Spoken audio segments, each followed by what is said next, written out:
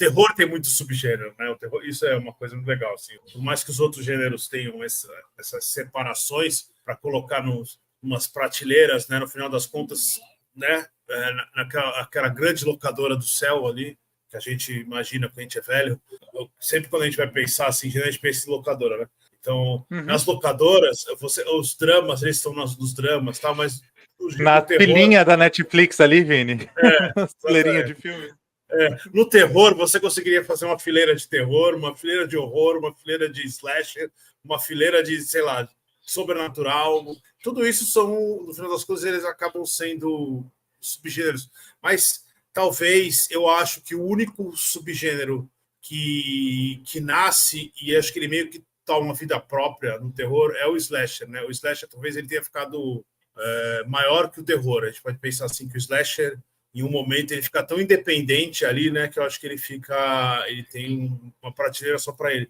E o slasher é aquele filme onde, né, bem por alto, assim, um grupo de pessoas, normalmente jovens, estão no lugar errado, porque o lugar errado é porque exatamente naquele momento, por alguma razão do passado daquele da quantidade de psicopatia de um personagem, ele resolve matar as pessoas que estão naquele lugar, seja por uma vingança, seja porque é simplesmente maluco, enfim.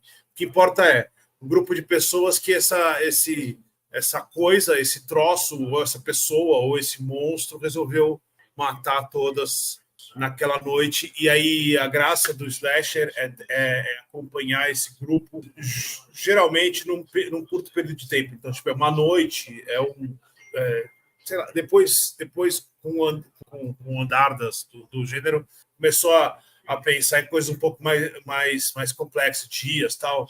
Mas geralmente era isso, era uma noite, um dia, um final de semana, alguma coisa que começava um monte de mortes e as pessoas vão ganhar. E aí o gênero é sempre isso, esse assassino, que não é um assassino misterioso, a gente explica depois por quê, e essas pessoas que vão tentando sobreviver a ele, mas ele é algo meio inevitável e tal. E aí o Slasher está sempre procurando essa oportunidade de mostrar o melhor assassinato ou o vilão mais legal, tal. Então acho que o gênero, né? O gênero, aonde está o ovo, né? É isso daí. Aí o resto você tem mudança, mas isso é o que define. Eu acho que é isso que define, porque muito provavelmente alguém deve ter uma definição acadêmica mais inteligente que a minha, mas eu acho que o que define mais ou menos é isso. Eu tenho uma dúvida, na verdade. O slasher, ele normalmente os assassinos são mais humanos, mais mundanos também, assim, né? Ele não é algo do além. Mesmo quando é algo do além, como temos, é uma figura humana, né? Então ele tem essa coisa de ser um terror mais material, né? Ou a impressão minha. Eu acho que ele tem essa questão, talvez, de um assassino ser alguém que está talvez naquele mesmo lugar das pessoas, né? Talvez no mesmo vou dizer, na mesma altura, né? De capacidade ali. Ele não é um monstro e ele nem é algo muito desconhecido. Ele é alguma coisa que a pessoa reconhece. Ela precisa reconhecer. O slasher precisa que o vilão seja reconhecível, né? Você olha nele e fala assim, é humano, ou a gente chega num lugar aí que pode até não ser humano, mas ele precisa ter características humanas, né? Na maioria, na enorme maioria, é uma pessoa, ponto. É uma pessoa que pirou, né? Isso, porque eu peguei uma definição da Peixe Magazine, só porque você falou que alguém deve ter feito uma definição melhor que a sua, não sei se é melhor, mas que tem uma coisa que eu acho legal, que eles falam que o vilão de um slasher, ele é objetivamente mau, só isso, ele é mau, isso. Porque ele é limitado pela moralidade humana e pronto, ele é feito para atacar e só isso, ele não tem nada muito além.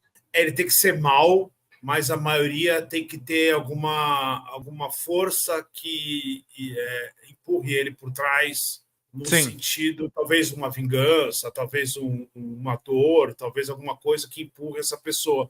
Mas que o Slash toma um cuidado muito grande, que aí a gente pode citar, nunca deixar que essa dor humanize aquele personagem. O assassino do Slash nunca é humanizado, que é uma cagada que o remake do Sexta-feira 13 fez. o remake do Sexta-feira 13, Sexta-feira 13, desculpa. Do O Massacre. remake do A Hora do Pesadelo, Ah, tá. esse mais recente, ele humaniza o Fred Krueger de leve, assim. Ele deixa um cantinho de dúvida de que aquele cara pode não ser o culpado. E aí, quando você faz isso, você perde o filme inteiro. Então, acho que isso é meio que uma obrigação, assim, pelo menos dos bons, né? O vilão ele tem que ser mau e ele não pode ser humanizado, né? Ainda que você conheça ele numa outra situação, quando você descobre que ele é o vilão, você não vai ter pena dele, assim, ele não vai ser coitadinho do vilão nunca, ele é sempre quando você... Eu acho que isso é bem pontuado no Halloween, né? Que o doutor, que eu esqueci o nome, o ele Donald fala Pleasance, ele é o fala mal. que o Michael Myers é o mal. Tipo, ele é a encarnação do mal e pronto. E o Coisinho erra também nisso. O Rob Zombie, quando ele vai fazer o remake do Halloween, ele erra nisso também. Ele humaniza o Michael Myers assim, de um jeito meio assustador. Assim. Você fala, caralho, coitado dessa criança, ele só resolveu matar a família, mas, pô, tadinho dele, sabe? O negócio do palhacinho, é horroroso aquele filme. Justamente por causa disso, que ele não, acho que não tá indo... deve existir até não é que deve existir, existe, né? Você consegue entender ali algumas humanizações e tal, mas são exceções à regra.